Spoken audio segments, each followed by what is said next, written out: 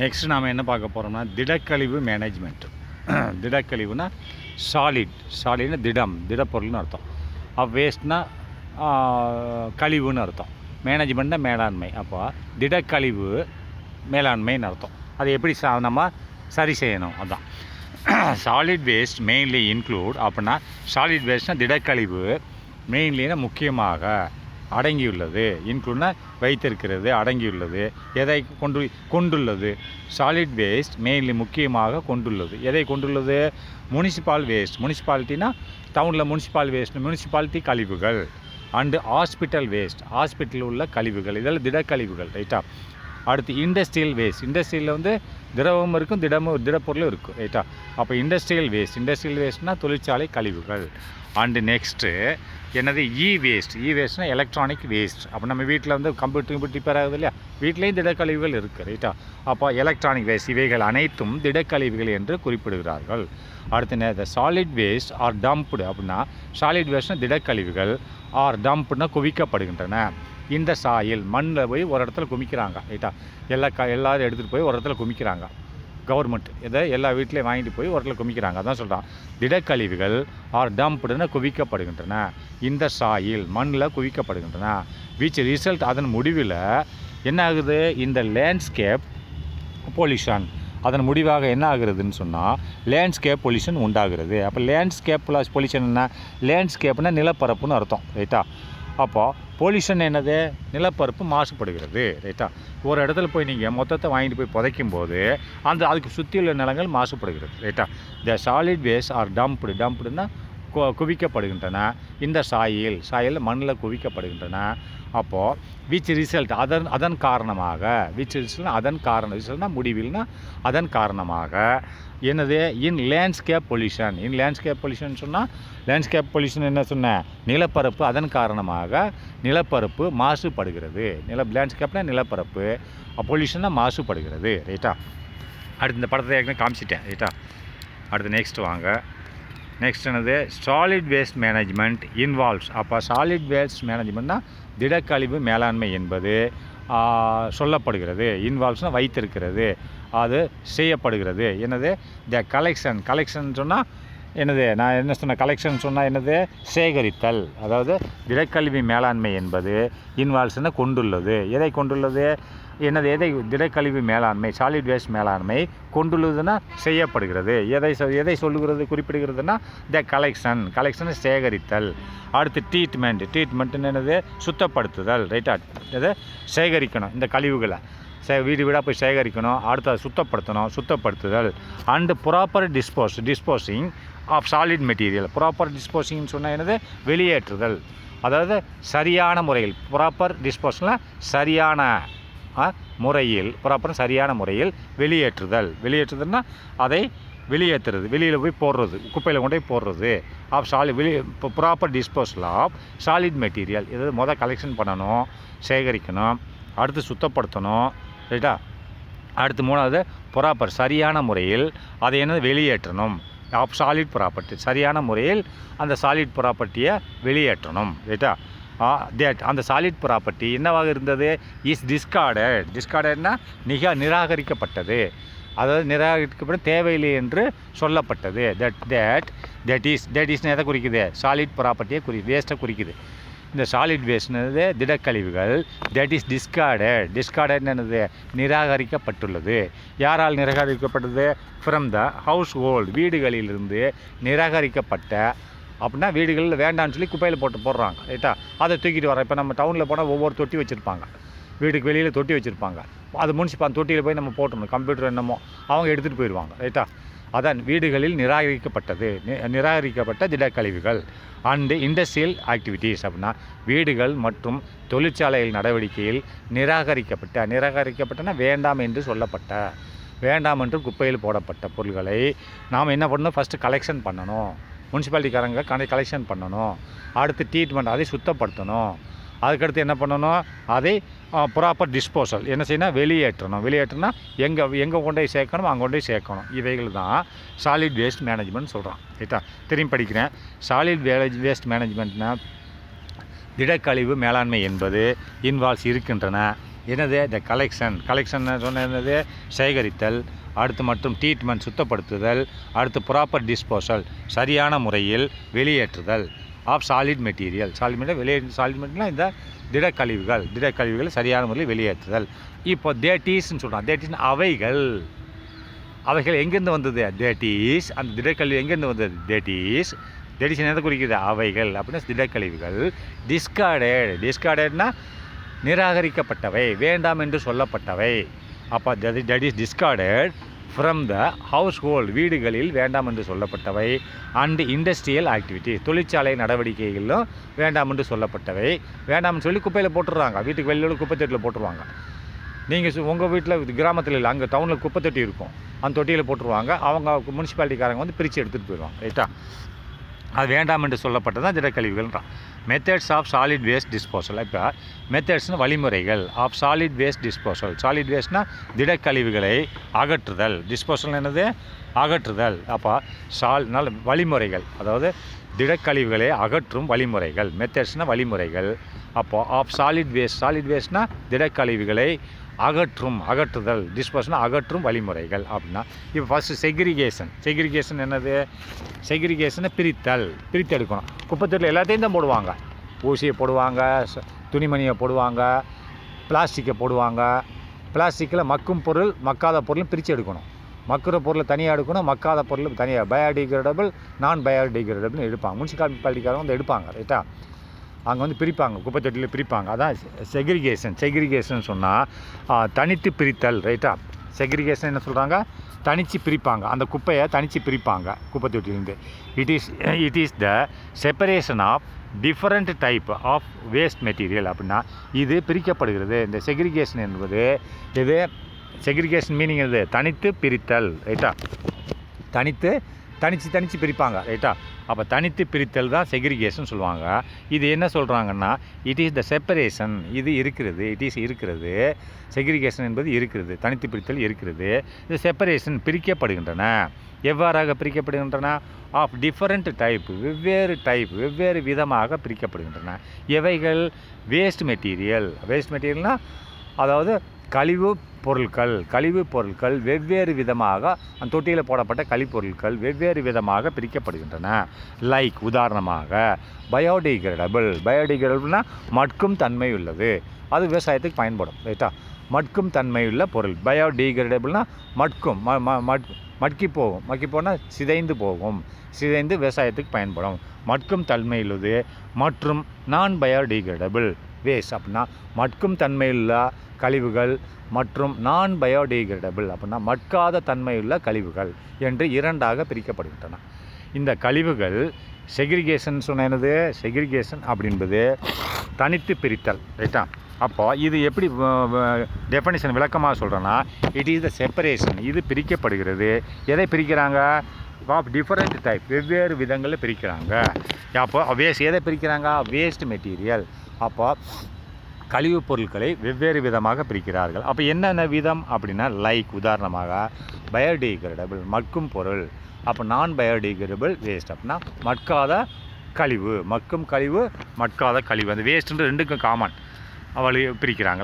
Next sanitary landfill அப்படின்னு சொல்கிறான். இப்போ சானிட்டரின்னு என்னது? லேண்ட்ஃபில்னு என்னது? சானிட்டரின்னு சுகாதாரம். லேண்ட்ஃபில்னு சொன்னால் அதாவது நிரப்புதல், நிலத்தை நிரப்புதல். லேண்டுன்னா நிலம், ஃபில்லுன்னு நிரப்புதல், சானிட்டரின்னு சுகாதாரமாக நிலத்தை நிரப்புதல். ரைட்டா? அப்போ சுகாதாரமாக நிலத்தை நிரப்புதல் என்ன செய்யுது? இந்த இந்த கழிவுப் பொருள்களை யாருக்கும் தீங்கி விழா வைக்காதபடி ஒரு நிலத்தில் கொண்டே போடணும். ரைட்டா? அதை தான் என்ன சொல்கிறேன்? சானிட்டரி லேண்ட்ஃபில் அப்படின்னா சுகாதாரமான முறையில் நிலத்தை நிரப்புதல். நிலத்தில் என்ன? இந்த கழிவுப் பொருள்களை யாருக்கும் தீங்கு விளைவிக்காமல் சுகாதாரமாக ஒரு இடத்துல டம்ப் பண்ணணும், சேர்க்கணும், கொட்டணும் அப்படிங்கிறத மீனிங். அதான் சானிட்டரி லேண்ட்ஃபில் அப்படின்னு சுகாதாரமான முறையில் லேண்ட்ஃபில் நிலத்தை நிரப்புதல். இந்த கழிவுகளை வைத்து நிரப்பணும். ரைட்டா? அப்போ sanitary landfill. Solid waste are dumped into low lying areas அப்படின்னா இந்த சாலிட் வேஸ்ட் திடக்கழிவுகள் ஆர் டம்ப்டு கொட்டப்படுகின்றன. எங்கே? இன்டு லோ லையிங் ஏரியா, குழியான பகுதிகள், மேடு இல்லாத தாழ்வான பகுதிகளில். லோ லையிங் ஏரியா, லோனா தாழ்வான, லையிங்னா இருக்கக்கூடிய ஏரியா நிலப்பரப்பு, தாழ்வாக இருக்கக்கூடிய நிலப்பரப்பு, மேடாக இருக்கக்கூடாது, குழியாக இருக்கக்கூடிய நிலப்பரப்பில் இவைகள் கொட்டப்படுகின்றன. லோ லையிங் ஏரியா அப்படின்னா தாழ்வாக, லையிங்னா இருக்கக்கூடிய ஏரியா நிலப்பரப்பில் இவைகள் கொட்டப்படுகின்றன. சாலிட் வேஸ்ட் ஆர் டம்ப்டுன்னா கொட்டப்படுகின்றன. எங்கே? இன்டு த லோன்னா தாழ்வான, லையிங் இருக்கக்கூடிய நிலப்பரப்பில் கொட்டப்படுகின்றன. Next, the layers are compacted by trucks to allow settlement. அப்படின்னா அப்படி கொட்டினதுக்கப்புறம் அப்போ ஏகப்பட்ட கழிவாயிரும் இல்லையா? ஒரு நாளைக்கு 50 லாரி கொட்டுவாங்க. டவுன்லேருந்து 100 லாரியில் வரும். அப்போ பெரிய கடங்கு மாதிரி இருக்கும். அதில் கொட்டினதுக்கப்புறம் என்ன பண்ணுறாங்கன்னு சொன்னால், அந்த லேயர்ஸ், அந்த அதுக்கு மேலே லேயர்னால் அதுக்கு மேலே படிவம். இப்போ நீ கொட்டிடுற அது மேல் பரப்பை, லேயர்னால் அதோட மேல் பரப்பு, அந்த கழிவுகளில் மேல் பரப்பு, ரைட்டா? லேயர்னு என்னது? கழிவை கொட்டிடுற இதில் ஒரு பள்ளத்தில் போய் கொட்டுற, ஒரு தாழ்வான பகுதியில் கொட்டிடுறீங்க. ஒரு 100 ட்ரக் டெய்லி வரும். அப்போ 10 நாளைக்கு 1000 ட்ரக் ஆகிப்போச்சு. 1000 லாரியில் குப்பை கொட்டுவாங்க. அப்போ வெறும் குப்பையாக மேடாக இருந்துறது. அதனால் என்ன சொன்னால், த லேயர்ஸ்னால் அதோட மேல் பரப்பு, அந்த குப்பைகளின் மேல் பரப்பு கொட்டின இடத்துல, அதான் த லேயர்ஸ்னால் மேல் பரப்பு. ஆர் கம்பேக்டட்னு சொன்னால் என்ன சொல்கிறாங்க? கம்பேக்டட்னு சொன்னால் மேல் பரப்பு வந்து கம்பேக்டட்னு நசுக்கப்படுகிறது, ரைட்டா?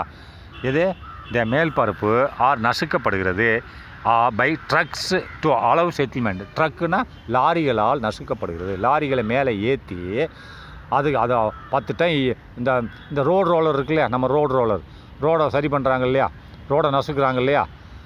இப்போ தார் ரோடு போடும்போது பார்த்தீங்கன்னா ரோல் நசுக்கும். அதான் அப்படி போனோன்னா அப்படியே அமுங்கிடும். அதை மாதிரி இதுக்கு மேலே ரோலர் ஏற்றுவாங்க. அதான் ட்ரக்ஸ்ன்னு சொல்கிறான், ரைட்டா? இந்த லேயர்ஸ்னால் இதோட இந்த கழிவுகளின் மேல் பரப்பு ஆர் கம்பேக்டட்னா நசுக்கப்படுகின்றன. அப்படி எப்படி நசுக்கப்படுகின்றன? பை ட்ரக்ஸ்னால் லாரிகள். இந்த இடத்துல லாரிகள்ன்றதுக்கு பதிலாக ரோலர்னு வச்சுக்கோ. ரோலரால் நசுக்கப்படுங்க. அதுக்கு மேலே ஏற்றியாச்சுன்னா டொக்குன்னு கீழே போயிடும், ரைட்டா? அப்படியே நொறுங்கி போயிடும், ரைட்டா? அப்போ எதற்காக நசுக்கப்படுகின்றன? To allow settlement. அது செட்டில் ஆகிறதுக்குன்னு சொன்னால் அது வந்து பூமிக்குள்ளே தங்குறதுக்கு, பூமிக்குள்ளே போய் நிலையாக இருப்பதற்கு. இல்லைன்னா இடையில காற்றோட்டம் இருக்கும் இல்லையா? இதை செலுத்தணுன்னு ஏக்தம் டம்ப் ஆயிரும், ரைட்டா? To settlement. அப்போ நிலையாக இருப்பதற்கு. நிலைன்னா அது செடிமெண்ட் ஆயிரும். என்ன ஆயிரும்? செடிமெண்ட் ஆயிரும். பூமியாக செடிமெண்ட் ஆகி அது உரமாக பயன்பட ஆரம்பிச்சிடும். அதனால தான் நசுக்கப்படுகின்றன. த லேயர்ஸ்னால் அதோட மேல் பரப்பு, அந்த குப்பைகளின் மேல் பரப்பு ஆர் கம்பேக்ட்னா நசுக்கப்படுகின்றன பை ட்ரக்ஸ்னால் ட்ரக் லாரிகளால்னு சொல்கிறான். எனக்கு கேட்டால் ரோலர் தான். எதற்கு ட்ரக்குகளால் நசுக்கப்படும்? ட்ரக்கில் மேலே ஏற்றுவாங்க. அதுக்கு மேலே ஏற்றணும்னு நசுங்கிடும் அது. டு அலவ் செட்டில்மெண்ட்னா அது கீழே நசுங்குவதற்கு, கீழே போய் படிவதற்கு, பூமியாக படிவதற்கு நசுக்கப்படுகின்றன. அடுத்து next, the waste materials get stabilise in about 2 to 12 months. அப்படின்னா இந்த வேஸ்ட் மெட்டீரியல், நசுக்கப்பட்ட வேஸ்ட் மெட்டீரியல், நசுக்கப்பட்டது இல்லையா? அதுதான் வேஸ்ட் மெட்டீரியல், கழிவு மெட்டீரியல். லாரிகளால் நசுக்கப்பட்ட அந்த குப்பையை நசுக்கிறாங்க இல்லையா? நசுக்கப்பட்ட கழிவு மெட்டீரியல் ஏன்னா கெட் ஸ்டெபிளைஸ்டு, திரும்பி நிலைநிறுத்தப்படும். அது உரமாக மாறிடும். கெட் ஸ்டெபிளைஸ்னா உரமாக மாறும். In about 2 to 12 months. 2லேருந்து 12 மாதத்துக்குள்ளே, மினிமம் 2 மாதம், மேக்ஸிமம் 12 மாதத்துக்குள்ளே இது உரமாக மாறிடும். கெட் ஸ்டெபிளைஸ்டுனா நிலைநிறுத்தப்பட்டது அப்படின்னா இது உரமாக மாறிவிடும். கெட் ஸ்டெபிளைஸ்னால் இது உரமாக, இந்த வேஸ்ட் மெட்டீரியல், இந்த கழிவுப் பொருட்கள் கெட்ஸ் ஸ்டெபிளைஸ்டு அப்படின்னா நிலைநிறுத்தப்பட்டது. கெட்னா பட்டது, ஸ்டெபிளைஸ்னா நிலைநிறுத்தப்பட்டது. எங்கே? இன் அபவுட் எத்தனை நாளில்? 2 to 12 months. 2லேருந்து 12 மாதத்துக்குள்ளே இது நிலைநிறுத்தப்பட்டதுன்னா இது உரமாக மாறிடும். த ஆர்கானிக் மேட்டர் அண்டர்கோஸ் டீகம்போசிஷன் அப்படின்றான். இந்த ஆர்கானிக் மேட்டர் வந்து இந்த கரிமப் பொருட்கள் சிதைவடைகிறது. இது கரிமப் பொருட்கள் ஆயிடுது இல்லையா?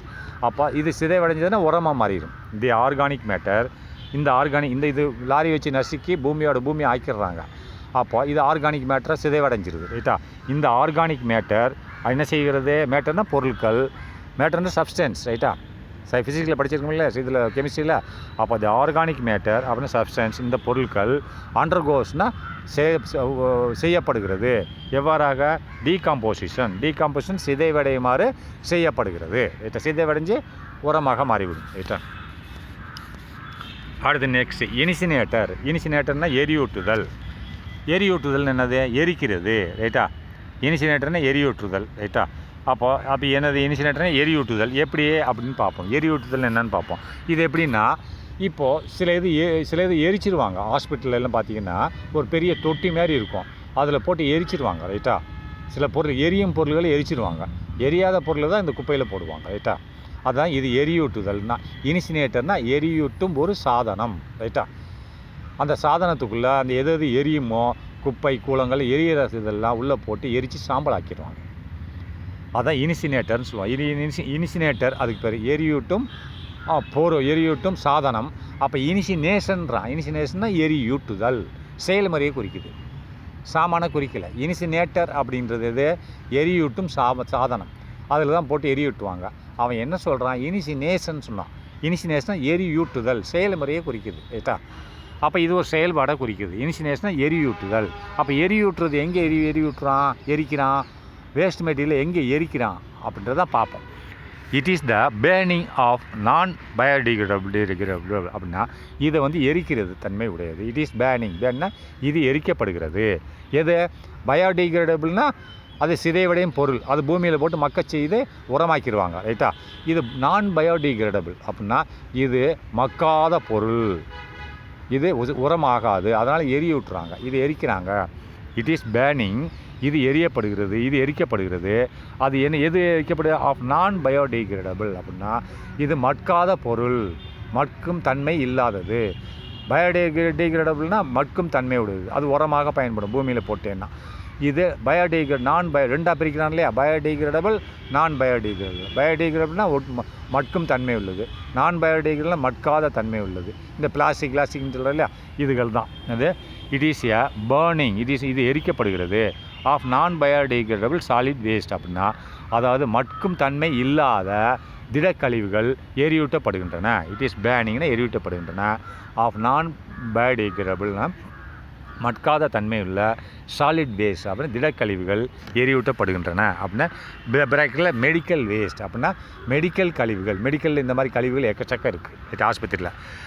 இஸ் ப்ராப்பர்லி, இப்போ தான் சொல்கிறான், properly constructed furnace at high temperature அப்படின்னா இது எங்கே எரியூட்டப்படுகிறது?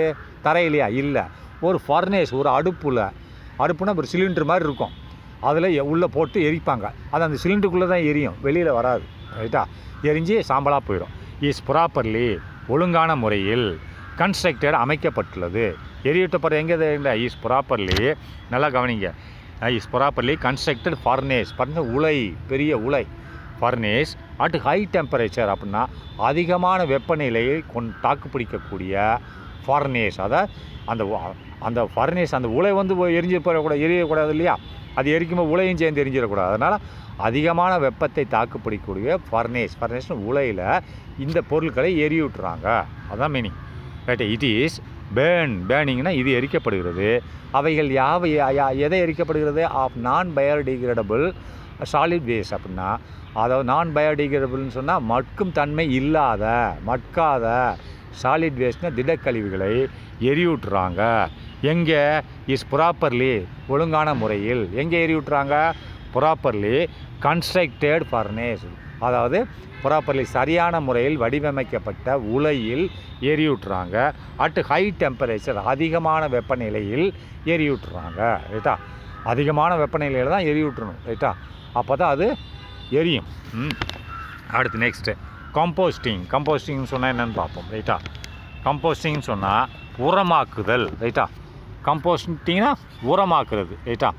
இந்த பொருட்களை உரமாக்கலாம். எப்படின்னா நம்ம மண்புழுன்னு கேள்விப்பட்டீங்க இல்லையா? சில பொருட்கள் அந்த மண்புழுக்கிட்ட போட்டிங்கன்னா அது தின்னு உரமாக்கிடும், ரைட்டா? அதான் கம்போஸ்டிங்னா உரமாக்குதல்னு சொல்கிறான்.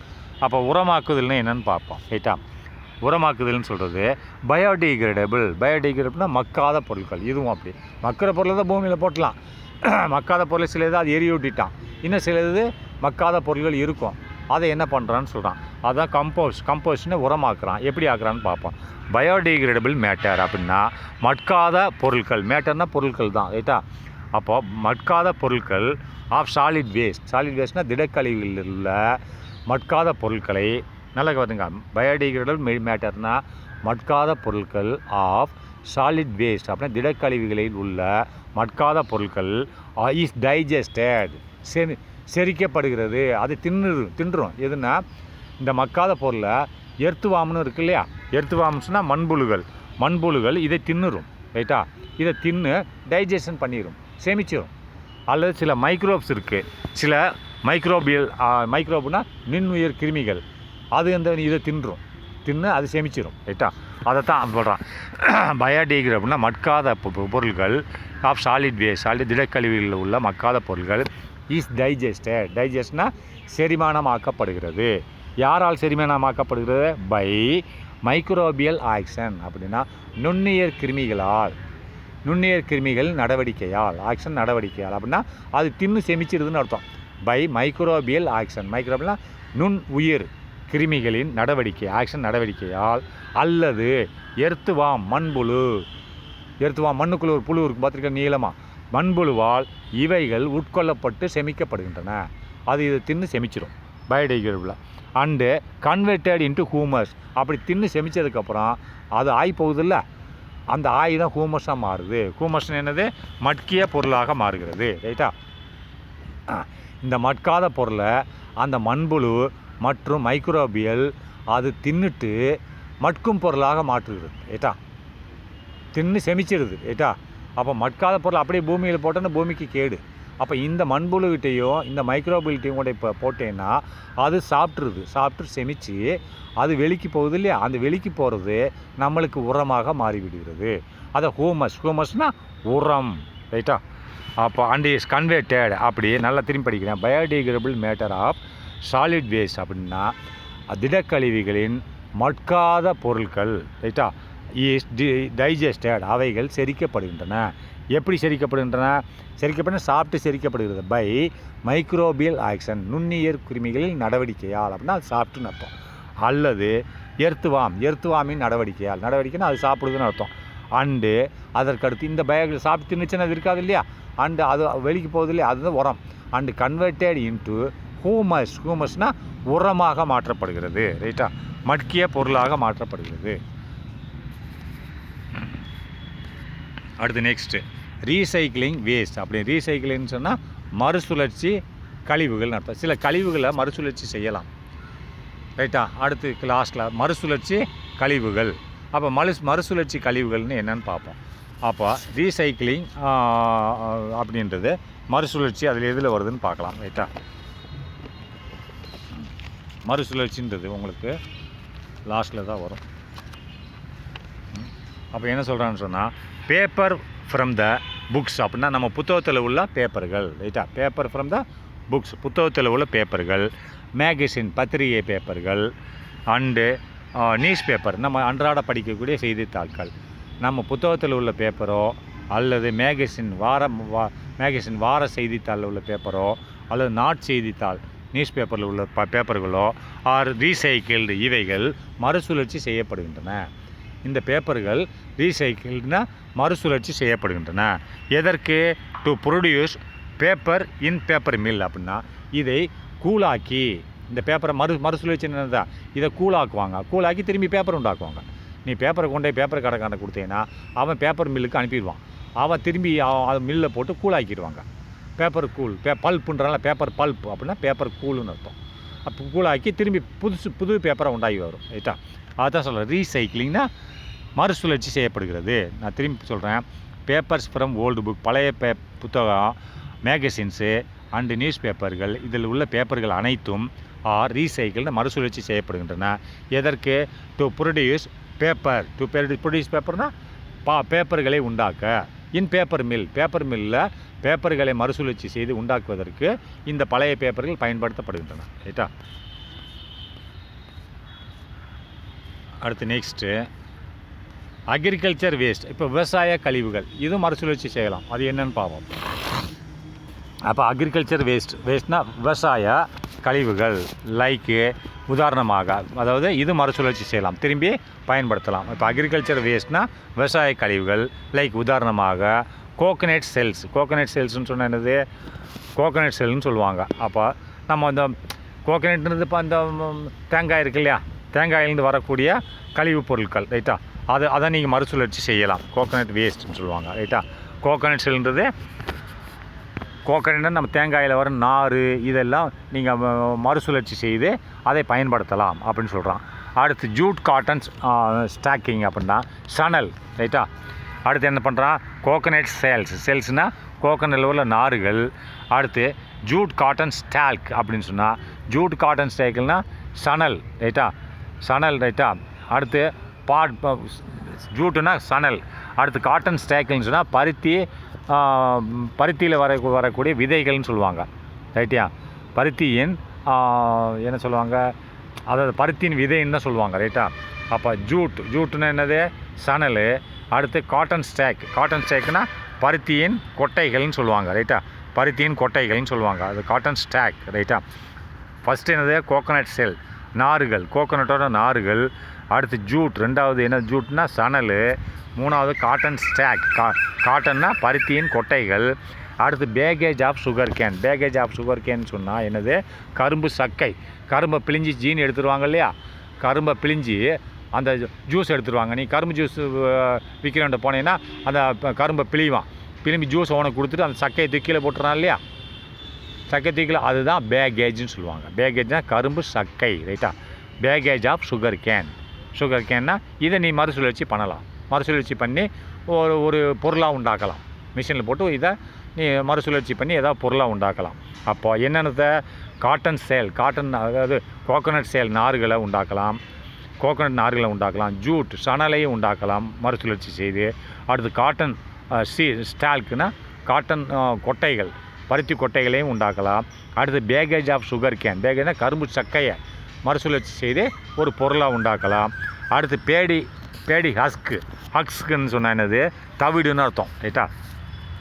இது நல்லா பாருங்கள், can be sugar bagasse of sugar cane be முடியும் டு மேக் பேப்பர். இவை மூணு, இந்த 4 இதையும் நாம் பயன்படுத்தி, கேன் பி முடியும், யூஸ்னு பயன்படுத்தி, டு மேக் பேப்பர், நாம் காகிதத்தை தயார் பண்ணலாம். அப்போ எதை பயன்படுத்தி காகிதம் தயார் பண்ணலாம், நல்லா திரும்பி படிக்கிறேன். அக்ரிகல்ச்சர் வேஸ்ட் அப்படின்னா விவசாய கழிவுகள் ஆகிய லைக் கோகனட் செல்ஸ் அப்படின்னா கோகனட் நார்கள். அடுத்து ஜூட்டு சணல்கள். அடுத்து காட்டன் ஸ்டாக் பருத்தி கொட்டைகள். அடுத்து பேகேஜ் ஆஃப் சுகர் பேகேஜ் ஆஃப்னா சக்கைகள், கரும்பின் சக்கைகள். இதைகளில் பயன்படுத்தி, இந்த 4ஐயும் பயன்படுத்தி கேன் பி யூஸ்டு அப்படின்னா இதை பயன்படுத்தி நம்ம என்ன பண்ணலாம், டு மேக் பேப்பர், நாம் நியூஸ் பேப்பர் தயாரிக்கலாம். அண்டு ஹார்டுபோர்டுனா நம்ம போர்டில் எழுதுகிறோமில்ல, பலகையில் எழுதுகிறோம் இல்லையா, அதான் ஹார்டுபோர்டு. டீச்சர் எழுதுகிறாங்க இல்லையா, அந்த போர்டு தயாரிக்கலாம், ஹார்டுபோர்டு தயாரிக்கலாம் அப்படின்னு சொல்கிறான். அடுத்து ரெண்டாவதாக பேடி ஹக்ஸ்க்குன்னா என்னது, நெல் தவிடுன்னு அர்த்தம். இப்போ நம்ம நெல் தோட்டத்துலேருந்து எடுத்துகிட்டு வர்றோம், அதை அரிசியை மட்டும் நம்ம எடுத்துக்கிறோம். அந்த தவிடு என்ன செய்யுது, பொட்டு இருக்கு இல்லையா, அந்த பொட்டை எதுக்கு கொடுக்குறோம், நம்ம மாட்டுக்கு கொடுக்குறோம் இல்லையா, அதுதான் பேடினா நெல் தவிடு, ரைட்டா. ஹஸ்க்குனா தவிடு, ரைட்டா. நெல் தவிடு can be used as a livestock fodder. லைவ் ஸ்டாக்னா கால்நடை தீவனம். லைவ் ஸ்டாக்னா கால்நடைகள்னா ஆடு மாடு கோழி இதெல்லாம் இந்த நெல் தவிட பிணைஞ்சி வச்சேன்னு சாப்பிடும், ரைட்டா. அது லைவ் ஸ்டாக்னா கால்நடைகள், காலால் நடப்பவை. அப்போ மனுஷன் காலால் நடக்கணும்னு சொல்லி கேட்கக்கூடாது, ரைட்டா. அது கால்நடைகள்னால் அதுகளுக்கு தான் பொருந்தும், ஆடு மாடுகளுக்கு தான் பொருந்தும், ரைட்டா. அப்போ இவை மாட்டு பேடினா நெல் தவிடு, பேடினா நெல். அஸ்க்குனா தவிடு, நெல் தவிடு கேன் பி யூஸ்டு உபயோகப்படுத்தப்படுகிறது. அது எவ்வாறாக, லைவ் ஸ்டாக் ஃபோடர்னா தீவனம், உணவு, நம்மளுக்கு சாப்பாடு, ஃபுட்டு, மாட்டுக்கு ஃபோடர் தீவனம், ரைட்டா. அதே ஃபுட்டை தான் அங்கே மாடுக்கு சாப்பிடும்போது ஃபோடர்னு சொல்லுவாங்க, ரைட்டா. அப்போது கால்நடைகள் தீவனமாக பயன்படுத்தப்படுகிறது. நாலாவதாக கவ் டங்க் அப்படின்னா மாட்டுச்சாணம். கவுனா மாடு, பொதுவான அது. கவுனா நீ என்னது, பசுமாடை குறிக்கும். ஆனால் இந்த இடத்துல அப்படி இல்லை, பொதுவானது மாட்டுச்சாணம்னு அர்த்தம். மாட்டுச்சாணம் அண்ட் அதர் ஆர்கானிக் வேஸ்ட், சில கரிம கழிவுகள். மாட்டுச்சாணம் மற்றும் சில கரிம கழிவுகள் அண்டுனா மற்றும் சில கரிம கழிவுகள் can be used உபயோகப்படுத்தப்படுகின்றன. எதற்கின் gobar gases ஏற்கனவே சொல்லி கொடுத்துருக்கேன். கோபர் கேஸ் மாட்டுச்சாணத்தில் உண்டாக்குறாங்க, இலை சிலை கொடிகளை உரமாக்கியும் உண்டாக்குறாங்கன்னு சொல்லி கொடுத்துருக்கேன்.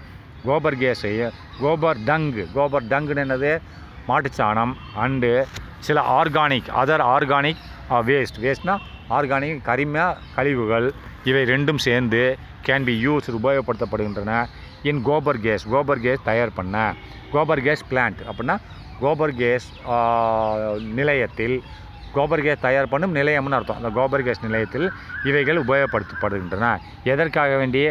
டு ப்ரொவைட் பயோகேஸ்னால் பயோகேஸ் உயிரி கேஸ்னு அர்த்தம். உயிரி கேஸ் உண்டாக்குவதற்காக வேண்டி இவைகள் கோபர் கேஸ் பிளான்ட்டில் பயன்படுத்தப்படுகின்றன. And mixture of and manure of field. மேனூர்னா உரம்.